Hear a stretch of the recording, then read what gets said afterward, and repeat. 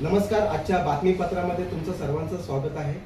आज आपण आलो आहोत सफाळे भागातील ग्रामपंचायत माकणे या ठिकाणी आणि आपल्यासोबत आहेत ग्रामपंचायत माकणेच्या उपसरपंच आदरणीय तनुजा घरत मॅडम. तसे त्यांच्या सोबत आहेत मॅडम, आपलं नाव सांगा. अरुणा दिनेश. आपण सदस्य आहात? हो. नमस्कार ताई दोघांचं. आजच्या बातमीपत्रामध्ये तुमचं पुण्याच्या या ठिकाणी आम्ही सहर्ष स्वागत करतो. ताई, आपल्या ग्रामपंचायतमध्ये जो काही भ्रष्टाचाराचा विषय आहे, तसेच आपले ग्रामपंचायत माकणे या ग्रामपंचायत सरपंच आदरणीय शेलार सर, त्यांच्यावरती काही तुम्ही आरोप लावलेले आहेत, ज्याच्यासाठी तुम्ही या गावाच्या विकासासाठी अहोरात्र झटत आहात. काय नक्की तुमचा मुद्दा आहे? नमस्कार. मी तनुजा घरत, माकणे ग्रामपंचायत उपसरपंच. विद्यमान प्रमोद शेलार हे सरपंच आहेत माकणे गावचे. आम्ही 2022-23 मध्ये आमची सत्ता आलेली आहे. त्याच्या अगोदर जवळजवळ 35 वर्ष ही सत्ता बहुजन विकास आघाडीचे उपसरपंच दिलीप तरे यांच्या हातातच होती. ती ह्याचं म्हणजे सत्ता पलटी ही आमची आता म्हणजे बऱ्याच वर्षातून झालेली आहे. त्याच्यामुळे कसं होतं ना, का आम्हाला काम करण्याची खूप म्हणजे इच्छा होती, कारण आमच्या गावात विकास हा झालेलाच नव्हता कधी पण. सगळं म्हणजे एवढं कामाचं किंवा काही असं तुम्हाला दिसणारच नाही. हा तुम्ही गाव बघा, याच्या पूर्वीचा गाव बघा आणि मी केलेला विकास बघा. 3 वर्षात 25 वर्षात जे केलेलं नाही ते मी करून दाखवलेले आहे. कारण तसं माझा जाहीरनामा पण होता आणि मी लोकांना तशी आश्वासनं दिलेली. म्हणून मी ज्या दिवशीपासून आली त्या दिवशीहून फक्त काम आणि काम. तो कसाही असू दे, मला संघर्ष करून करायला लागला ना तरी सुद्धा मी केलेला आहे. मागील ज्यावेळेस 22-23ला आमची सत्ता आली, हे प्रमोद शेलार हे आमच्याच पॅनलमधून आलेले होते. 1 वर्ष पूर्ण गेला तरी सरपंच हा कोणत्याच कामाला म्हणजे असं सगळं हेच करायचं, फक्त काही चेक काढा, हे काढा, याच्या व्यतिरिक्त हा कोणत्याच कामाला प्राधान्य देत नव्हता. त्याच्यानंतर त्याने काय केलं माहितीये का, एक दिवशी त्याने बहुजन विकास आघाडीमध्ये प्रवेश केला आणि ज्या दिवशी त्याचा प्रवेश झाला त्या दिवशीच त्याने मोठं कांड करायला सुरुवात केली. त्याने कोणत्याही ग्रामसभेचा ठराव नाही किंवा मासिक सभेचा ठराव नाही, 180 एकरची NOC दिलेली आहे. आणि त्याचं काहीच इथे म्हणजे चला आपण सांगतो गावासाठी कोणी पण काहीतरी देणग्या देईल, विकास काय आहेत ते गावाच्या विकासासाठी त्यांना देणं लागतं किंवा ते स्वकशीने देत असतात. 180 एकरला एकही काहीच नाही, शिवाय ग्रामसभेचा ठराव नाही.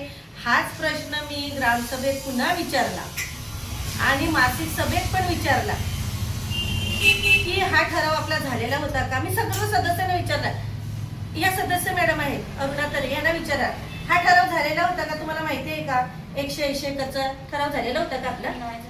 कोणत्याच ग्रामसभा, तशी व्हिडिओ आहे माझी, मी कॅन्सल केलेलीची व्हिडिओ आहे, त्याच ग्रामसभेचा ठराव आहे दिलेला आहे.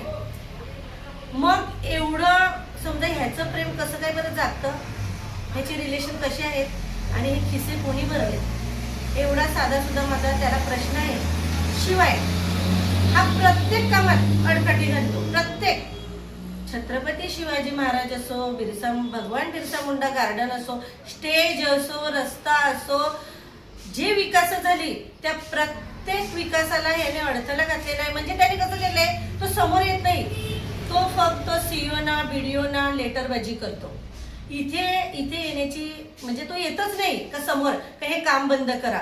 बिरसा मुंडाचं ज्यावेळेस काम चालू होतं ना, भगवान बिरसा मुंडांचं, त्यावेळेस गार्डनचं काम चालू होतं. आम्ही उद्घाटन वगैरे केले.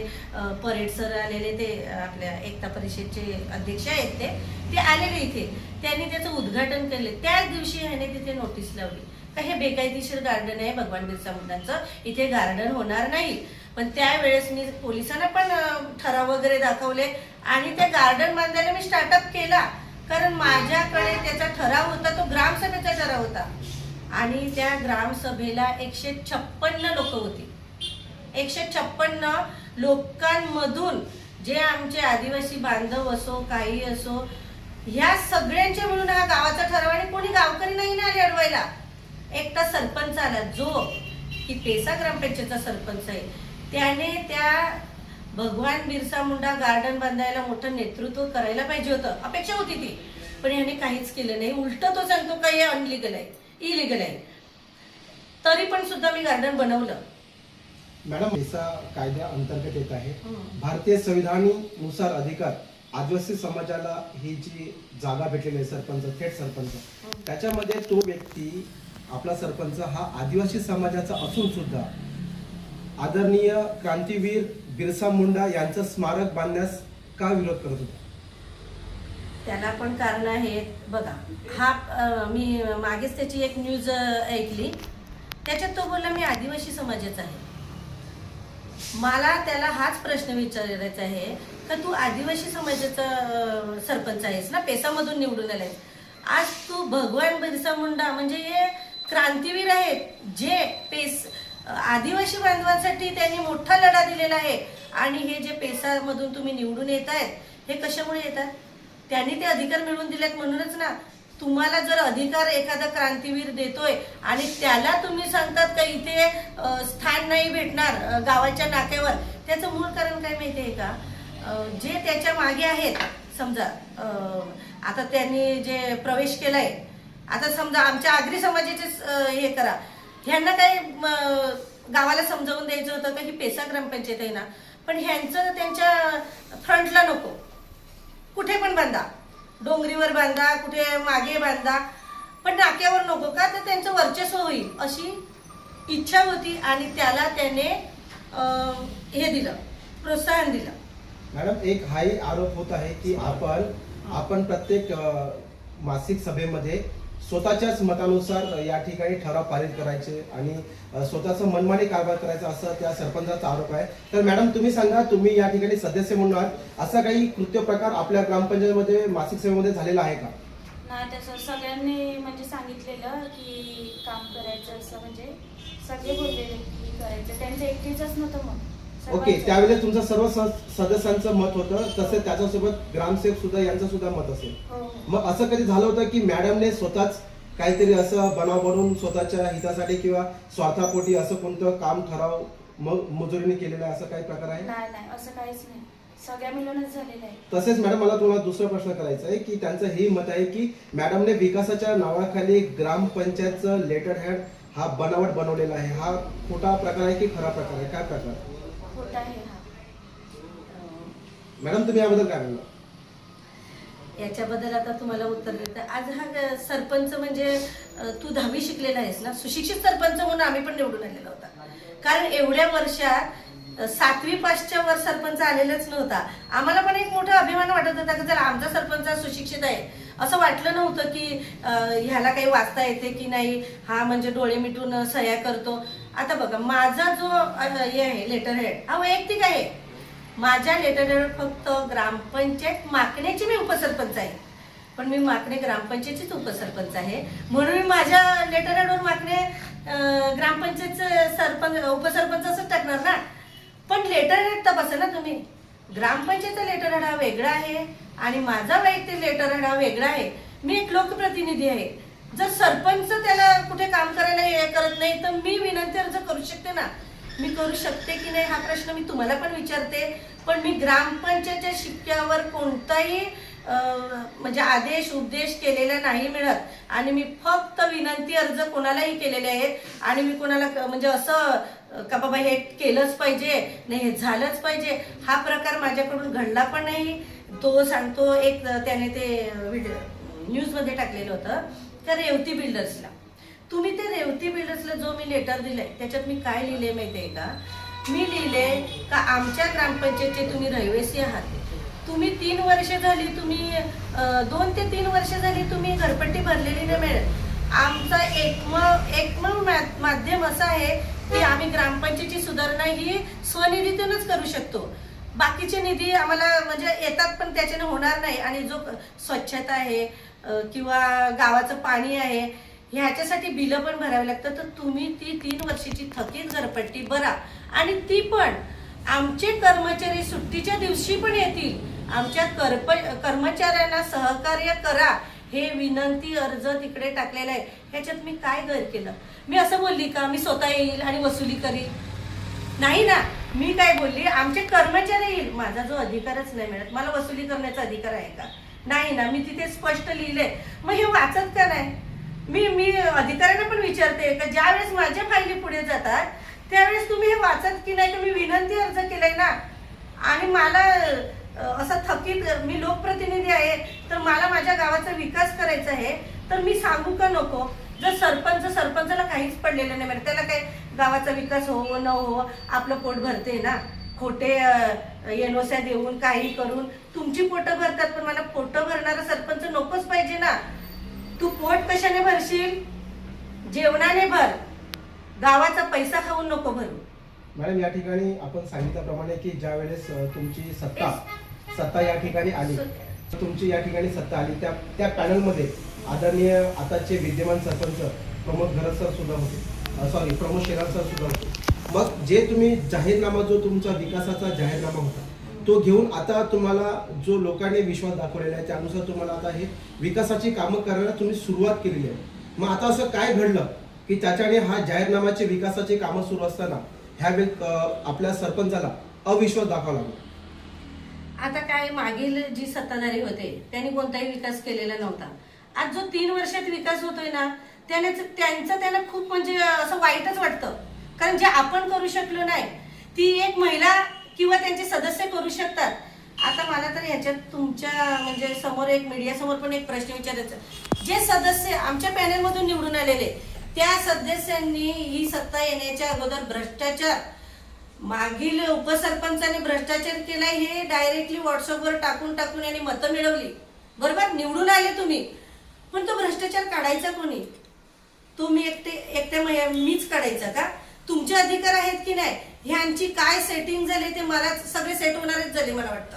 म्हणजे जे मला मदत करत नाही, पुढे येऊन समजा मला विरोध करतात, हे सेट झाल्यासारखंच झालं ना. मग तुमच्या जाहीरनाम्यांचा उपयोग काय? मी त्याला तो प्रश्न पण विचारला. आज तुम्ही माझ्या जोडीला हे एवढं भ्रष्टाचार होतोय, हा सरपंच एवढा भ्रष्टाचार करतो, त्याला तुम्ही का नाही प्रश्न विचारत? तुम्ही तर त्या मुद्द्यावरच निवडून आलेत ना, का मागील उपसरपंचाने किती भ्रष्टाचार, आज तुम्ही त्यांना जाऊन मिळाले. अरे म्हणजे हे ग्रामपंचायत म्हणजे काय पैसा खाण्याचं साधन नाही मिळत. मला आपले अजित पवार जाताना बोलूनच गेले, राजकारण खूप वंगाळ आहे. ठीक आहे, राजकारण वंगाळ आहेच, पण आपण राजकारण नाही करायचं मिळत, आपण समाजकारण करायचंय. ही एक गोष्टीसाठी आपण निवडून आलेत आणि लोकांनी आपल्याला विश्वास का दिलेला आहे?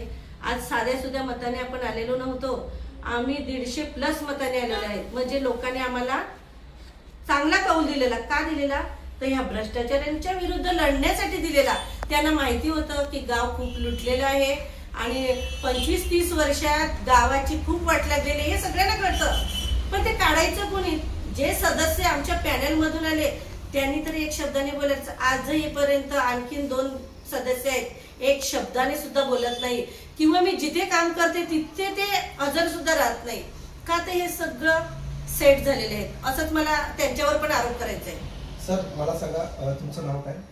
नमस्कार सर, जय महाराष्ट्र. माझं नाव सूरज काटे, माकणी ग्रामपंचायत सदस्य, तसंच माननीय एकनाथ शिंदे साहेबांच्या शिवसेनेचा उपशाखातून. सर, आता जे तुमचे विद्यमान सरपंच आहेत आदरणीय प्रमोद शेलार सर, ज्यांनी तनुजा घरत मॅडमवरती जे काही खोटे आरोप लावलेले आहेत आणि तुम्ही त्या पूर्ण ग्रामपंचायत बॉडीमध्ये तुम्ही पण सुद्धा सदस्य आहेत, विद्यमान सदस्य आहेत, तर अशा मासिक सभेमध्ये सरपंच किंवा उपसरपंच याच्यामध्ये जो काही दुवा होऊन जो गावाचा विकास केला जातो, जो ठराव पारित केला जातो, तर अशा वेळी असे कोणते ठराव झालेत का की त्यामध्ये तनुजा मॅडमने असं स्वतःच्याच ह्याने तुम्हाला सर्व सांगून की हेच केलं पाहिजे, तेच असं मनमानी कारवाई झालेली असं वाटतं तुम्हाला?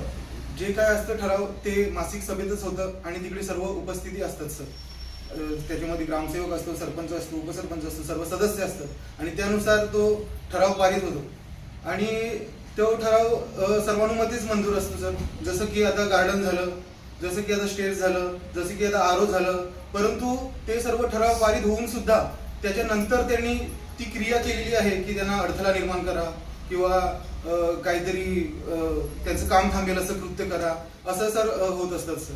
सर, महाराष्ट्राचा आराध्य दैवत छत्रपती शिवाजी महाराज, ज्यांना आपण प्रत्येक ज्यांची प्रेरणा घेऊन ऊर्जा घेऊन हा पूर्ण शासन प्रशासन पूर्ण देशामध्ये नव्हे तर पूर्ण जगामध्ये ज्यांची ख्याती आहे, असे महाराजांचं नाव आणि या महाराजांचं स्मारक जर समजा आपल्या ग्रामपंचायतच्या वतीने होत असेल तर ते एक अभिमानाची गोष्ट आहे. तसेच पेसा अंतर्गत जी काय आपली ग्रामपंचायत आहे, पहिले प्राधान्य मॅडमने किंवा तुम्ही सर्वांनी भारतीय संविधानानुसार जे संविधानिक अधिकार पेसा ग्रामपंचायत आहेत त्यानुसार थेट सरपंच निवडून आलेला आहे आदिवासी समाजाचा. मग हा गौरवशाली इतिहास किंवा हा गौरव इतिहास जो क्रांतीवीर बिरसा मुंडा यांनी जो दाखवला या पूर्ण देशाला, त्यांचंही स्मारक तसं त्यांच्या नावाचं उद्यान आपल्या ग्रामपंचायत मध्ये होत आहे. तर अशा वेळी आदिवासी समाजाचा व्यक्ती हा सरपंच असून सुद्धा अशा गोष्टीला का बरं विरोध करत आहेत, काय कारण असू शकतं? मला वाटतं बाकीचे आहेत त्यांना की सांगणार आहे की असं करू नको तसं करू नको, अशा मला वाटतं असं.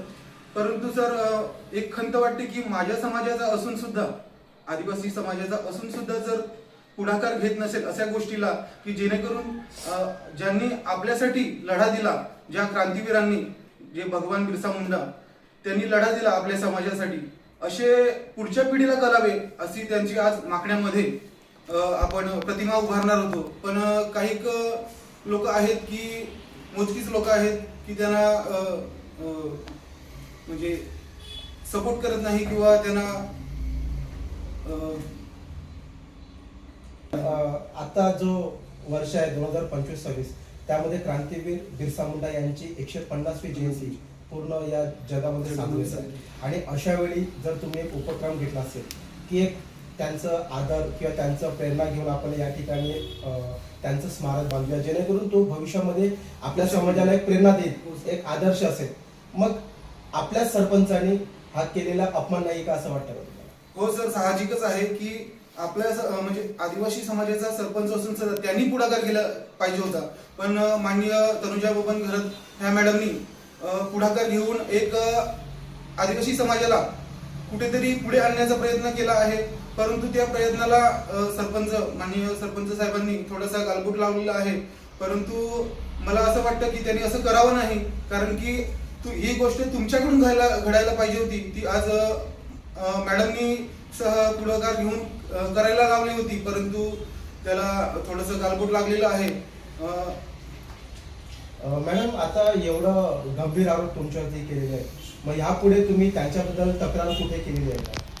हा सर, त्यांनी गंभीर आरोप म्हणजे त्यांनी आत्ताचा जो मोठा घोळ केलेला आहे ना, तर हे बघा, आमच्या माकण्या ग्रामपंचायतचा हा वसुली, हे बघा, ही घरपट्टी आहे. म्हणजे या सर्व घरपट्ट्या जवळजवळ 106 ते 150 आहेत. बघा, म्हणजे हे काय एकच नाही मिळत. ह्याने काय केलं, सर्व डुप्लिकेट पावत्या बनवल्या आणि घरपट्टी लोकांना दिली. ह्याला अधिकार आहे का? हा वसुली कर्मचारी आहे का? अधिकार कोणाला आहे? सचिव किंवा वसुली कर्मचारी. आमच्याकडे वसुली कर्मचारी आहेत ना. मग ह्याने किती घोळ केलेला आहे. आमची जी आमचं वसुली कर्मचारी आहेत ही आमची छापील आहे. हे बघा, आमच्या घरपट्टीचं कसं आहे फॉर्मेट, छापील, आणि हे डुप्लिकेट पावत्या त्यांनी बनवल्यात. ह्याने परस्पर पैसे खाल्लेले आहेत या घरपट्ट्यांचे, सर्व डुप्लिकेट. म्हणजे एवढेच नाही मिळत, आता तर मला कितीतरी घरपट्ट्या अशा मी जिथे हे जेव्हा उघडकीस आले ना, मला प्रत्येक हे आपले फ्लॅट धारक वगैरे आणून दाखवतात, मॅडम आमच्या पण योग्य आहेत की चुकीच्या आहेत. मग मला आता काय सांगायचं याला कोणत्या अधिकाराने आहे? याने तर म्हणजे सुसाट सुटलेला आहे, कारण याच्यावर कारवाया होत नाही ना. यांना काय सवय का पडले माहितीये का? जर का मी सांगते ना, आम्ही सीओ साहेबांकडे पण तक्रार केली, ते बघा, मुख्य कार्यकारी अधिकारी ते बोलले का आम्ही येऊ 5-6 दिवसात, पण ह्या कारवाया करायला कितीतरी म्हणजे दिरंगाई लागते आणि ह्याच्यात कागदपत्र सेट होण्याची पण भीती असते. हे मला मुख्य कारण आणून द्यायचं आहे, पण त्याचा विचारच करत नाही.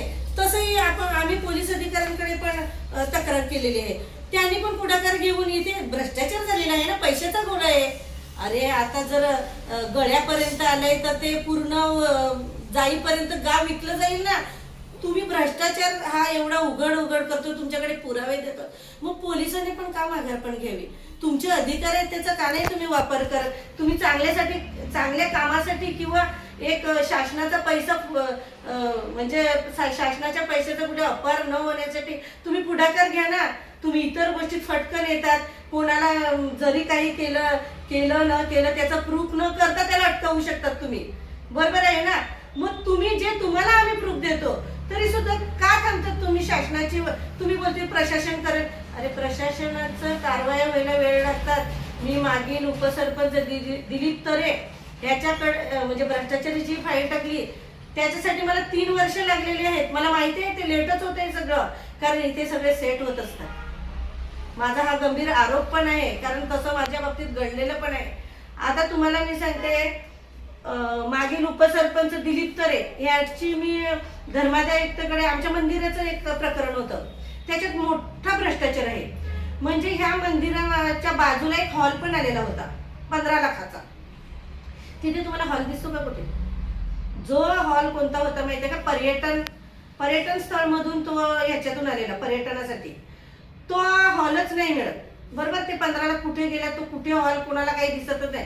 त्याच्यावर एकदा मी न्यूज पण दिलेली का हॉल गेला कुठे. मी अधिकाऱ्यांकडून सर्व काढून पण आणलं. त्यांनी मला काय सांगितलं माहितीये, हा हॉल आहे असं त्यांनी तिकडे लिखित प्रमाण दिलेलं आहे मला. हे किती म्हणजे अधिकारी पण किती सेटअप आहे हे बघा तुम्ही. मग मी त्याला प्रश्न विचारला, तशी व्हिडिओ पण आहे. मागील शिंदे साहेब म्हणून कोणीतरी हे होते मुख्य कार्यकारी आपले, त्यांच्याकडे मी गेली आणि त्यांना विचारलं, साहेब तुम्हाला हॉल कुठे दिसला? म्हणजे पत्रकारांनी विचारलं. हा सांगते आहे. तुम्ही जरा स्वतः गेलेले का तुम्ही? तो हो आम्ही स्वतः गेलेलो. मग चला सांगलं मला दाखवा. तो हॉल मिळत नाही. त्याच्यावर त्यांनी दाखला दिलेला का हॉल आहे. गेले 15 लाख. कधीचा विषय आहे हा? झाले 2 वर्षापूर्वीचा. म्हणजे आता त्याचा निर्णय मी आणले, सर्व कागदपत्र आहेत माझ्याकडे. तो हॉल मिळतच नाही. तो सांगत हॉल आहे. मला हॉल तुम्ही म्हणता तो कोणत्या निधीतून सँक्शन झाला होता? तो पर्यटन स्थळ म्हणजे पर्यटन स्थळ मधून. आता तसंच तोच मुद्दा म्हणजे कसा आहे, तो आमचा मंदिराचा भ्रष्टाचार आहे मोठा. म्हणजे तो मला तरी वाटतं का मंदिरात टाकलाय का, पण त्याची नोंद काहीच नाही मिळत. जर मंदिरात समजा मंदिरात त्यांनी टाकलं असतं तर शासनाची पाटी पाहिजे होती ना, का हा 15 लाखाचा हॉल आलेला आहे आणि या निधीतून झालेला आहे.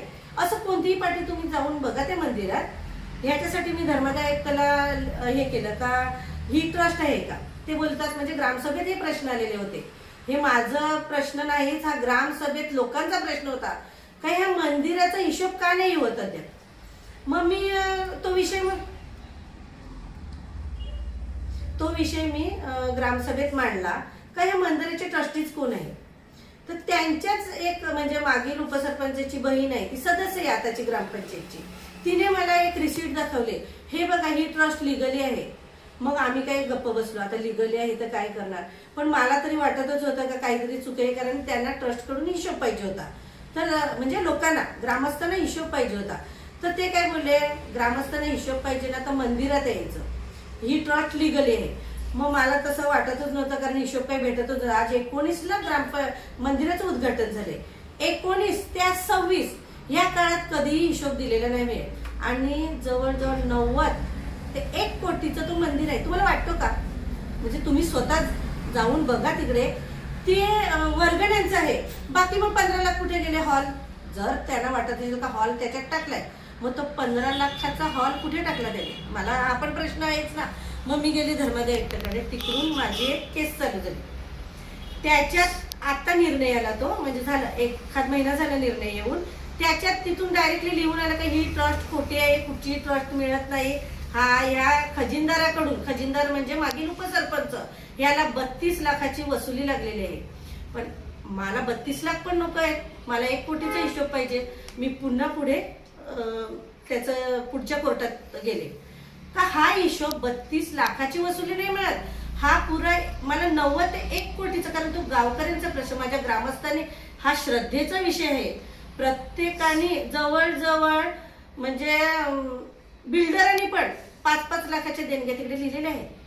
5 लाखाच्या, कोणी 5.5 लाखाच्या दिले, तिकडे 5 लाखाचं लिहिले आहे. आणि जशा व्यक्ती सांगतील ना तशी नावं लिहितात. येऊ मॅडम मला एक सांगा, तुम्ही आता या ठिकाणी गंभीर मुद्द्यावरती आरोप केलेले, हा मोठा विषय आहे. की तुम्ही म्हणतात की मोठमोठ्या बिल्डरने 5 लाखाहून जास्त तुम्हाला देणगी दिलेली आहे, मग त्यांची काही पावती त्यांच्याकडे आहेत का असं काही? त्यांच्याकडे कोणतीच पावती नाही मिळत. पावत्या त्यांनी काय केल्या माहितीये का, मोजकेच दिल्या प्रत्येकाला. आणि आमचा नियम कसा ठरलेला, प्रत्येक घरोघरी 5,000 असेल तर त्याचं नाव येईल याच्यावरती आणि 2,000 पावती भेटेल. ह्यांनी 5,000चं लिहिले तिकडे, पण त्याच्यात कितीतरी 5,000 आहेत ना, त्यांची नावं गायब आहेत आणि 2,000चं तर नामोनिशाणच नाही मिळत. ह्या ट्रस्टचं नाव काय मॅडम? कोण? ट्रस्टचं नाव काय? ती दत्त चॅरिटेबल ट्रस्ट अशी त्यांनी केलेली होती, पण ती ट्रस्ट नाहीच मिळत, नोंदणीकृत नाहीये. मग आता त्यांनी आम्हाला धर्मादाय आयुक्तांनी एक हे दिलंय का, आता तुम्ही ट्रस्ट बनवा. गाव सभा घ्यायची की ग्रामसभा घ्यायची. तर आताच मागे 26 जानेवारीला जी ग्रामसभा झाली त्या विषय झाला का, तुम्ही तर ग्रामसेवक साहेब बोलले का मी मार्गदर्शनासाठी पाठवलंय तिकडे, का गाव सभा घ्यायची का ग्रामसभा घ्यायची, ह्याच्यासाठी ते पेंडिंग आहे. म्हणजे ती ट्रस्ट ही खोटे, पण त्यांनी तिकडे बॅनर लिहिलंय की ट्रस्ट आहे. ते मला ग्रामसभेत पूर्ण एक व्यक्ती त्या ट्रस्टीजवर येतो बोलेला, कोणाच्या बापाची मत आहे का ही ट्रस्ट खोटी ठरवायची, आणि तो मी खरं करून दाखवलं का माझ्या बापाची काय माझी मत आहे का ही ट्रस्ट खोटी आहे असं. मॅडम एक सांगा की तुम्ही म्हणतात की त्या मंदिराच्या बाजूला एक सभागृह म्हणून आला होता, त्याचं देणगी म्हणून रक्कम 15 लाख रुपये जो शासनाचा निधी होता. हो. मग अशा वेळी ग्रामपंचायतचा काही ठराव किंवा अशा ग्रामसेवकाची तुम्ही काही कारवाई केलाय का? काहीच ठराव बिराव नाही. ठराव घेतले असतील त्यांनी, बघा इथे त्याचं काहीच मिळत नाही. आपल्या सचिवांना म्हणजे ग्रामसेवकांना मी एक RTI टाकलेला का तुमच्याकडे ग्रामपंचायतची नोंदणी म्हणजे ठराव दिलेला आहे का, यांनी कोणताही ठराव घेतला. त्यावेळेस सत्ताच त्यांची होती. इथे सगळं बेकायदेशीर. हे बघा तुम्हाला सांगते ना, आजही हा सरपंच त्यांच्या याच्यात गेलेला आहे म्हणजे पक्षामध्ये, त्याने खोटे लेटर घरी नेऊन ठेवल्यात. हा फॉर्मॅट नाही मिळत आमच्या ग्रामपंचायतचा. हे बघा NOC दिलेले बघा, आणि ह्याचा ठराव बिराव काहीच नाही. ग्रामपंचायत मध्ये कुठचा ठराव नाही, मासिक पण नाही, ग्रामसभेत पण नाही. प्लस ही NOC कधी गेलेली आहे 2020 ला. याची सही कोण करतो? प्रमोद शेलार, 2023चा सरपंच. तसंही काही असेल तर तो विषय मासिक मीटिंग मध्ये घ्यायला पाहिजे होता ना. तू आणि हा फॉर्मॅट पण नाहीये आमचा, डायरेक्टली बनावट लेटर घरी घेऊन गेलाय. ह्याची तपासणी झाली पाहिजे ना. आणि असे किती NOC दिले असतील याचा आपल्याला काही अंदाजच नाही. तुम्ही या व्हिडिओच्या माध्यमाने प्रशासनाला काय विनंती करू शकता? माझी प्रशासनाला एकच विनंती राहील की या भ्रष्टाचारांना लवकर शिक्षा भेटावी, नाही तर हा गाव विकला जाईल. आणि बघा सर्व लोक कसं असतं ना, ते काय विचार करतात गावात किती देणगी ते ह्या लोकांना माहिती नसतं. त्यांना वाटतं काय आपण ग्रामपंचायतकडे तक्रारी करायला गेलो, आम्हाला रस्ते पाहिजेत, पण अरे पण गावाकडे निधी नाही ना मिळत.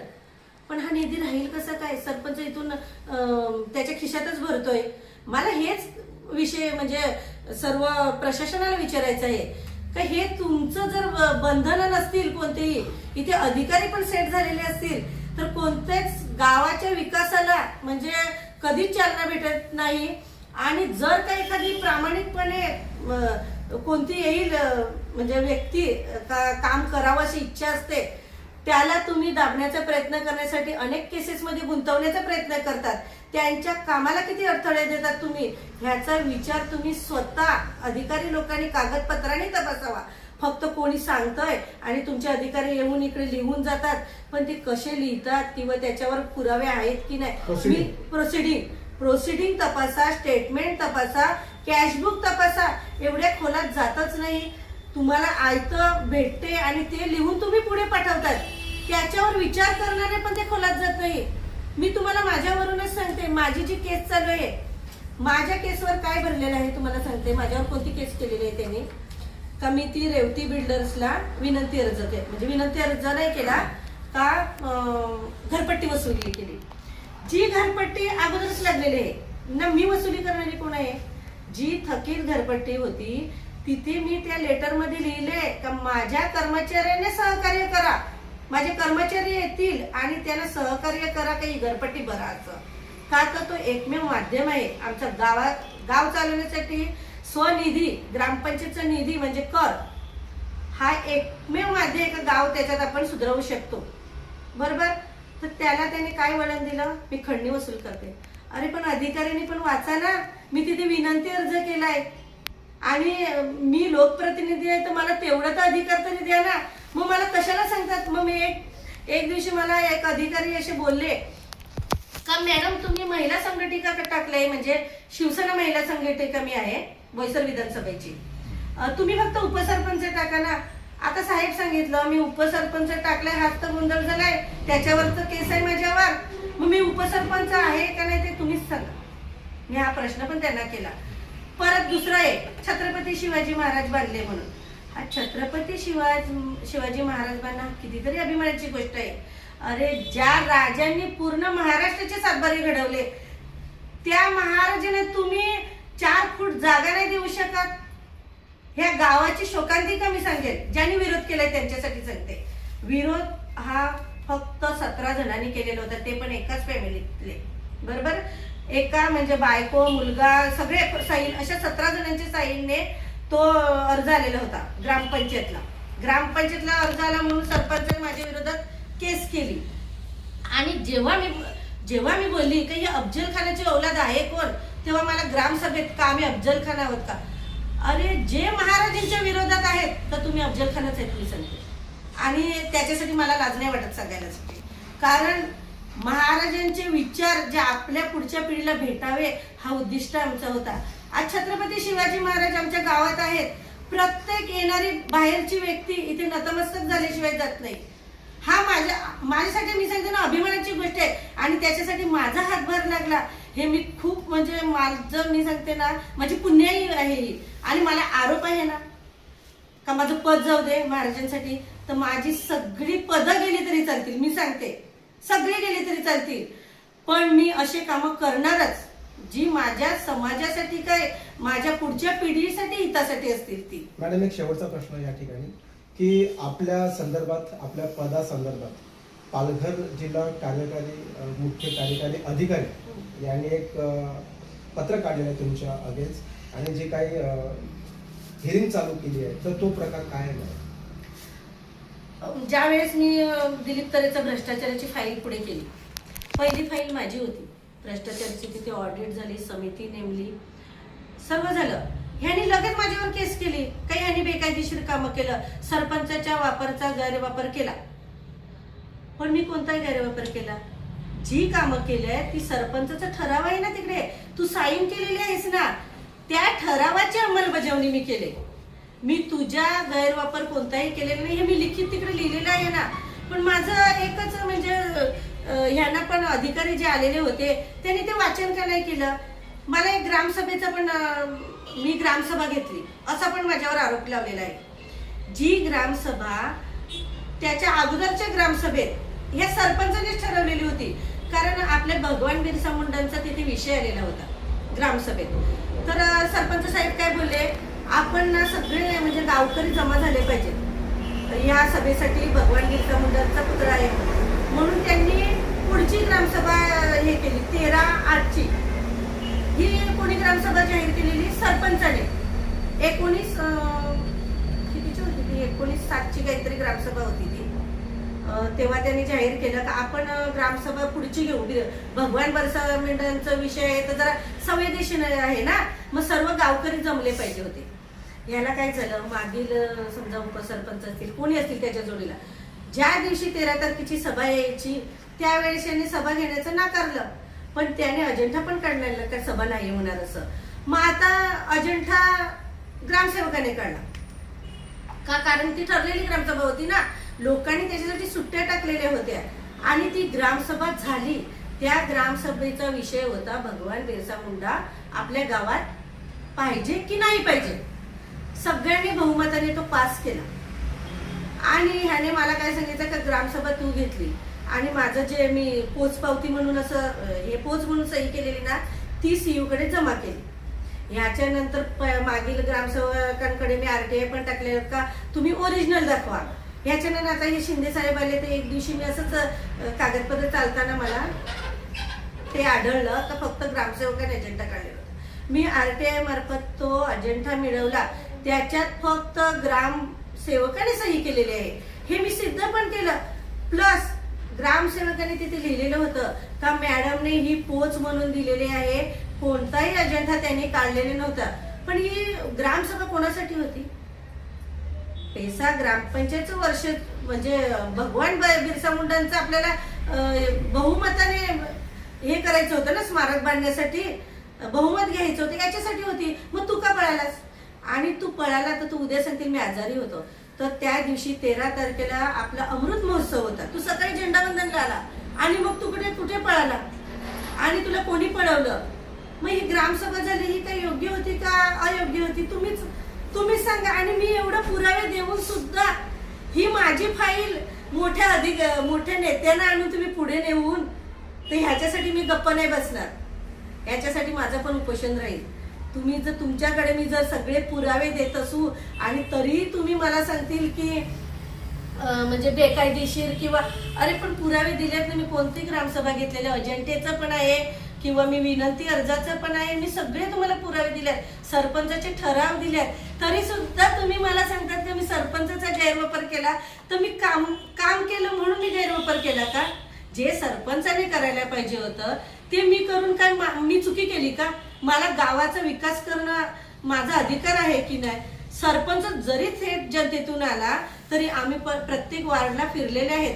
सरपंचाला आम्ही खुर्चीत आणून फक्त बसवलेलं आहे, पण ही अशी चुकीची कामं करायला नाही बसवला नव्हता. आम्हाला वाटलं आमचा सरपंच हा सुशिक्षित आहे आणि तो नक्कीच आम्हाला मदत करेल. मागील सरपंचासारखा फक्त सहीचा होणार नाही ठोकळा की घरी जाऊन सह्या आणायचे, पण आजही तेच घडत आहे. आज सरपंच कधी ग्रामपंचायतमध्ये त्याच्या सह्या आणायला आमचा कर्मचारी त्याच्या घरी जाऊन सह्या आणतो. ही शोकांतिक आहे. आणि त्याच्यासाठी मी आता म्हणजे ग्रामसेवकांना पण बोलली, सर तुम्ही कंप्लेंट का नाही करत? मग जर का असं असतं एखाद्या लोकांची समजा रहिवासी दाखला पाहिजे, एखाद्या विद्यार्थ्याचं काही पटकन त्याला अर्जंट असतं त्यावेळेस सरपंच नसतो ना. पण हे कोणी सांगू शकत नाही. इथे प्रूफ लागतं ना सगळ्यासाठी. सरपंचाला अशी तक्रार केली, सरपंच 2 दिवस येऊन बसेल. आजही तुम्हाला सांगते ना, चेकवर साईन करायचं त्याच्या घरी जायचं, कारण त्याने सर्व लेटर हेडच लिहून ठेवलेत तिकडे. हा अधिकार म्हणजे गैरवापर फक्त तुम्हीच करायचा आणि मग सांगायचं आम्ही आदिवासी समाजाचं आहोत म्हणून आमच्यावरही अन्याय होतात. अरे आदिवासी समाजासाठी मी तळमळीने लढते आणि मी कोणावर पण मी एका चोराला सोडणार नाही, मग तो कोणत्याही समाजाचा असू दे. मी तो आगरी समाजाचा असू दे नाहीतर आदिवासी समाजाचा असू दे. ज्याने माझ्या गावाचं विकण्याचा प्रयत्न केलाय किंवा गाव लुटण्याचा प्रयत्न केलाय त्या कोणत्याही व्यक्तीला मी सोडणार नाही. आणि तुम्हाला सांगते ना, हा संघर्ष तर खूपच मोठा आहे. याच्यासाठी लढाई पण खूप मोठी होते आणि माझी घुसमट जी होते म्हणजे ग्रामपंचायतमध्ये पण मला काही वाचायचं असेल तर RTI टाकूनच वाचावं लागतं, कारण मला अधिकार नाही मिळत. मला सांगते हे तुम्हाला अधिकार नाही मिळत. मग हे उत्तर भेटणार कधी? जेव्हा RTI टाकू ते 15 दिवसात भेटतील आणि त्याच्यावर पुन्हा मी वाचन करेन. तुम्हाला हे आता ज्या वेळेस ही कॅशबुक बघितली परिवार बिल्डिंगची, कारण मला परिवार बिल्डिंगचंच भेटलं हे, जेव्हा ते मला सह्या भेटल्या कस्टमरकडून मी जेव्हा पावती 1-2 मला भेटल्या तेव्हा मी सगळं काढलं. मग त्या कस्टमर लोकांकडून पावत्या गोळा केल्या, ह्याने किती पावत्या दिल्या. ह्याच्यात जी परिवार बिल्डिंगची त्याने कॅशबुकवर लिहिले ना परिवाराचं, ही परिवारची घरपट्टीची वसुली मिळतच नाही. त्याने जेव्हा मी RTI टाकला तेव्हा त्याने फक्त लिहिलं तिकडे सरपंचाने ही परिवारची, पण त्याच्यात तफावत किती मोठी आहे ही अधिकाऱ्यांनी तपासा ना. मी तुम्हाला पोलीस अधिकाऱ्यांना पण एवढे प्रूफ देऊन सुद्धा तुम्ही काहीच कारवाई का नाही करत? अरे माझं खरोखर सांगते ना, माझं मन म्हणजे त्या ग्रामपंचायत मध्ये गेलं ना का माझ्या समोर लूट चालली. याच्यात बरेचसे या तुम्हाला सांगते ना, परिवारच तुम्ही समजू नका. ही पूर्ण जर कॅशबुक आणि त्याची टोटल मारली ना तर 1000 घरपट्टे ह्या वर्षी लागलेले आहेत. 1000 याची कितीतरी मोठी तफावत आहे. ही तपासली पण पाहिजे मी सांगते, नाहीतर अधिकारी येतील तुम्हाला आयतं काय घेऊन जातील. हे चालणार नाही, कारण माझ्याकडे पूर्ण हिशोब आहे हा. आणि माझ्याकडे बँक स्टेटमेंटसाठी आता मी पुन्हा RTI टाकलेला आहे. हे सगळं भेटत नाही हो. खूप याच्यासाठी ना खूप मोठं तुम्हाला सांगते ना, दिवसाचं रात्र आणि हे हिशोब जुळवायला आज आमची काय तळमळ चालली ना, हे गावाला पण कळत नाही. मी सांगते जी पोरं आहेत, जी तरुण पिढी, समजा तरुण पिढी काय जी ग्रामसभेत गोंधळ घालतात. अरे तुम्ही एक बिअरच्या बॉटलसाठी नका ना गोंधळ घालू. आपल्या एक बिअरच्या बॉटलमध्ये आपलं गाव लुटलं जाते. ज्या एका कुटुंबाचं पोट भरायसाठी तुम्ही पार्ट्यांच्या अधीन जाता आणि ग्रामसभेत माझ्या विरुद्ध गोंधळ करता, त्यावेळेस स्वतःच्या मनाला विचारा का हे आपलं कुटुंब नाही भरत. आपण फक्त, मी तर सांगते ना, आपल्या देशाला सर्वात टॅक्स कोणता मिळतो? दारूचा म्हणजे मिळतोय. पण त्याच दारूने आपली तरुण पिढी किती वाया गेले आणि तेच गाव लुटायला किंवा शासनाचा पैसा लुटायला खरोखर त्यांचं सहकार्य लागतं. आणि प्रत्येक ग्रामसभेत जवळजवळ 15 ते 20 पोरं येतात आज. आणि माझ्या कोणतेही प्रश्न मी जर विचारला ना, त्याच्यावर माझ्यावर तुटून पडतात. एवढा मोठा मी पोलिसांना पण आणलो, पोलीस फक्त बघतात. आमचा हा अधिकार नाही. आम्ही त्यांना काय, मला शिव्या देऊन सुद्धा जातात. मी किती मोठा संघर्ष करते मला, कारण ती 15-20 पोरं आहेत ना, ती एवढे जोराजोरात, कारण ती सर्व प्यायलेली असते. हा अधिकार कसा काय, म्हणजे आपण संघर्ष करायचं कसं काय? कारण ती पहिल्यापासून त्यांच्या फक्त ग्रामसभा असले की 1-2 तास अगोदर पार्टी देतील आणि एवढा गोंधळ घालतात ना तुम्हाला. म्हणजे तुम्ही एक दिवशी, खरोखर मी सगळ्या पत्रकारांना सांगते, तुम्ही एक दिवशी आमच्या ग्रामसभेला या आणि माझ्या कोणत्या प्रश्नाला असं चांगलं उत्तर, फक्त मला जरासं कचाट्यात पकडायचं झालं ना, संपूर्ण पोरं माझ्या अंगावर धावून येतात. माझ्या व्हिडिओ पण येते, तुम्ही बायका सुद्धा अशा तयार करून ठेवल्यात ना. तरी सुद्धा मी आज म्हणजे लढा देते का, तर मी हे खरं करून दाखवेल. कारण मी जर बसली ना गुपचूप, तर कोणीच इथे पुढे येणार नाही. कारण हे आपलं काम नाही, हेच असं बोलतात. सर्व काय बोलतात, तुला काय भेटतं हे करून? शेवटी काय भेटणार आहे तुला? मला समाधान भेटतं. मी सोशल वर्क, मी एक समाजकारण करते, मला समाधान भेटतं आणि मला सुखाने झोप लागते त्याच्यासाठी का मी माझ्या गावासाठी काहीतरी करू शकतो आणि या भ्रष्टाचारांच्या विरुद्ध लढते. हे मला चांगलं मन समाधान वाटतं माझ्यासाठी. सर, तुम्ही काय म्हणाल की आता जो असा गोंधळ कारभार झालेला आहे, भ्रष्टाचार झालेला आहे, त्याचे सर्व पुरावे घरत मॅडमकडे आहेत, तर तुम्ही शासनाला किंवा प्रशासनाला तुमच्या सदस्याच्या माध्यमाने काय मागणी करणार? भ्रष्टाचाराच्या विरुद्ध आता शांत बसून चालणार नाही. कृती व्हावी, निश्चय व्हावा. उपाय आता उरला नाही, उपाय आता उरला नाही. ह्या माध्यमातून हेच सांगेल की सर, जे गावात भ्रष्टाचार घडत आहे तो गावासमोर यावा आणि गावासाठी कोण कार्य करतं आणि आपलं पोट भरण्यासाठी कोण काम करतं हे गावाला दाखवून देण्याची आता गरज आहे. आणि मी युवा पिढीला नक्की सांगेल की आता ह्या गावासाठी आपल्याला युवा पिढीला उतरावं लागेल. कारण की आता जो काही काम करायचं आहे ते युवा पिढीला करायचं आहे, हेच सांगेल. एक शेवटचं मी बोलते फक्त, आमच्याकडे जो सुशिक्षित वर्ग आहे, माझी युवा पिढी जी सुशिक्षित आहे, ती माझ्या मागे एकदम खंबीरपणे पाठीशी उभी आहे. आणि आज ग्रामसभेत, तुम्ही ह्या ग्रामसभेत माझ्यासाठी त्यांनी खूप मोठा लढा दिला आणि त्याच्यासाठी मी माझ्या म्हणजे पोरांना जे आहेत माझ्या पाठीमागे भ्रष्टाचाराच्या विरुद्ध लढण्यासाठी खंबीरपणे त्यांचे खूप खूप धन्यवाद म्हणजे मानेल की आज तुमच्यासारखी पोरं जर माझ्या मागे असतील तर नक्कीच या भ्रष्टाचारांना आपण गाडूच आणि असल्या सरपंचाला पदावरून नक्कीच हटवू. त्याच्यासाठी मला प्रशासनाची पण मदत लागेल, तुमची पण लागेल. त्याच्याशिवाय हे कार्य घडू शकत नाही. मॅडम, तुम्ही काय म्हणाल?